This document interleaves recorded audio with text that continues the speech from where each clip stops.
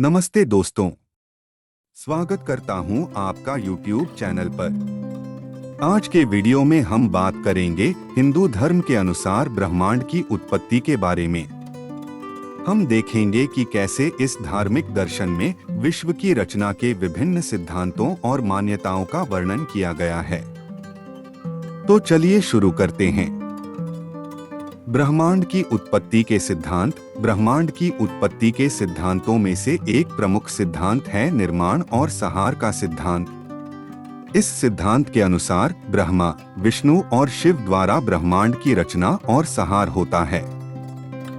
ब्रह्मा, जिन्हें सृष्टिकर्ता के रूप में जाना जाता है, ब्रह्मांड की सृष्टि के लिए जिम्मेदार होते हैं। वे नवीनतम सृष्टि को आरंभ करते हैं, जिसमें समस्त जीव, प्राणी, पेड़ पौधे, ग्रह, तारे, तारामंडल और सृष्टि के अन्य तत्व शामिल होते हैं।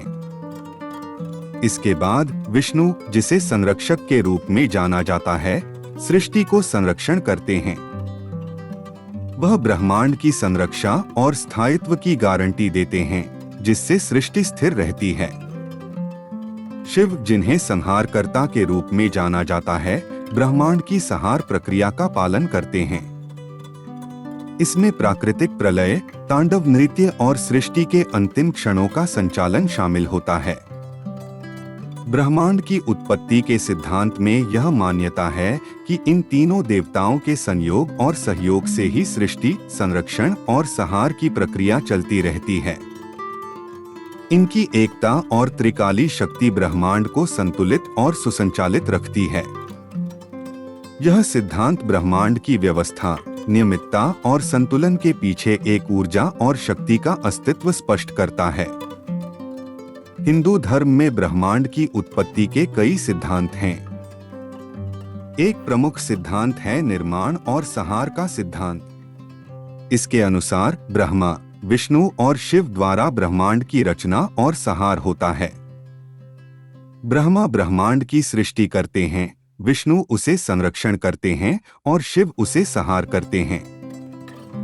इन तीनों देवताओं के संयोग से ही ब्रह्मांड की सृष्टि और संहार प्रक्रिया चलती रहती है। वेदों में ब्रह्मांड का वर्णन। वेदों में ब्रह्मांड के विषय में विस्तृत ज्ञान प्राप्त करने के लिए ऋग्वेद, यजुर्वेद, सामवेद और अथर्ववेद अपार महत्वपूर्ण हैं।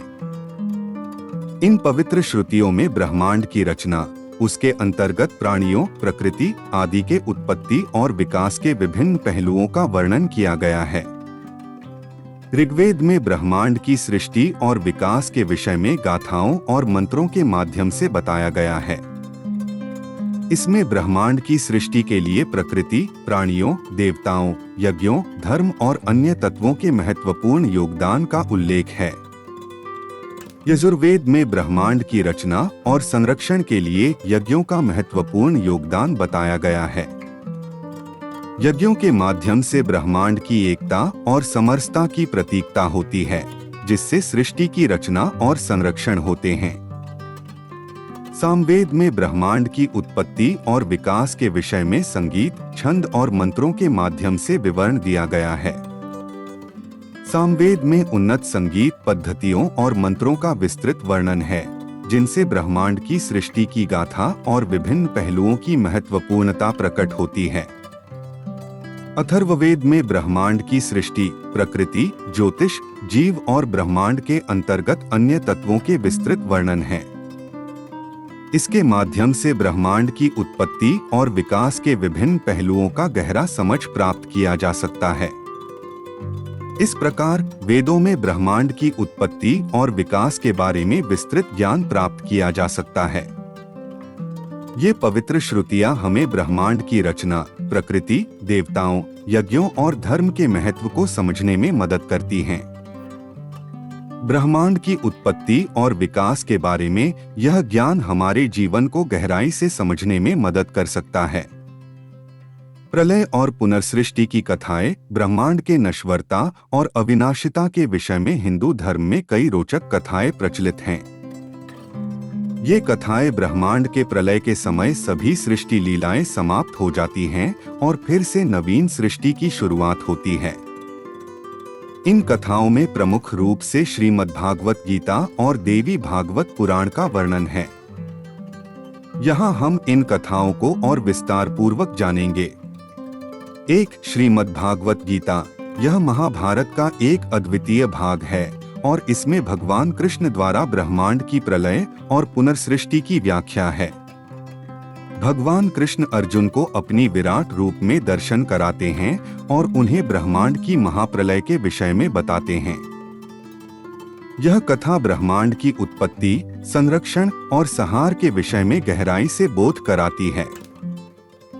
2. देवी भागवत पुराण। यह पुराण ब्रह्मांड के प्रलय के विषय में विस्तृत वर्णन प्रदान करता है। इसमें माता दुर्गा द्वारा ब्रह्मांड की प्रलय की कथा वर्णित है। यह बताता है कि कैसे माता दुर्गा ब्रह्मांड को नष्ट करती हैं और फिर से नवीन सृष्टि की शुरुआत करती हैं। इस पुराण में देवी द्वारा ब्रह्मांड की प्रलय और पुनर्सृष्टि की प्रक्रिया का विवरण अत्यंत मनोहारी है। इन कथाओं में ब्रह्मांड के प्रलय और पुनर्सृष्टि की घटनाएं, विषयों को विस्तार से समझाया गया है। इन कथाओं के माध्यम से हम ब्रह्मांड के नित्यत्व, नश्वरता और अविनाशिता की महत्वपूर्ण बातें सीखते हैं। ये कथाएं हमें ब्रह्मांड की महाप्रलय और पुनर्सृष्टि के प्रक्रिया की रचनात्मकता और महत्व को समझने में मदद करती हैं। सांख्य दर्शन और ब्रह्मांड। सांख्य दर्शन में ब्रह्मांड का वर्णन अपनी विशेषता के साथ है। इस दर्शन के मूल सिद्धांत के अनुसार प्रकृति और पुरुष के रिश्ते का वर्णन किया गया है। इसमें ब्रह्मांड के सृष्टि और संहार के प्रक्रिया में प्रकृति के तत्वों का भी महत्वपूर्ण योगदान है। सांख्य दर्शन के अनुसार ब्रह्मांड की रचना प्रकृति के तत्वों की समन्वयित क्रिया द्वारा होती है और प्रकृति का व्यक्तित्व पुरुष के तत्व से अलग होता है। ब्रह्मांड और जीवात्मा का संबंध। हिंदू धर्म में ब्रह्मांड और जीवात्मा का गहरा संबंध है। जीवात्मा ब्रह्मांड का अंश माना जाता है और उनके बीच संबंध होता है। ब्रह्मांड की सृष्टि, संरक्षण और संहार जीवात्मा के लिए एक नियमित प्रक्रिया के रूप में कार्य करता है। जीवात्मा अपने कर्मों के आधार पर ब्रह्मांड में जन्म लेता है, विकास करता है और फिर ब्रह्मांड में विलीन होता है। इस वीडियो में हमने हिंदू धर्म में ब्रह्मांड की उत्पत्ति के विभिन्न सिद्धांतों और मान्यताओं का विस्तृत वर्णन किया है। ब्रह्मांड की उत्पत्ति और रचना के बारे में ज्ञान प्राप्त करना हमारे जीवन को गहराई से समझने में मदद कर सकता है। धन्यवाद, शुभकामनाएं और फिर मिलेंगे हमारे अगले वीडियो में।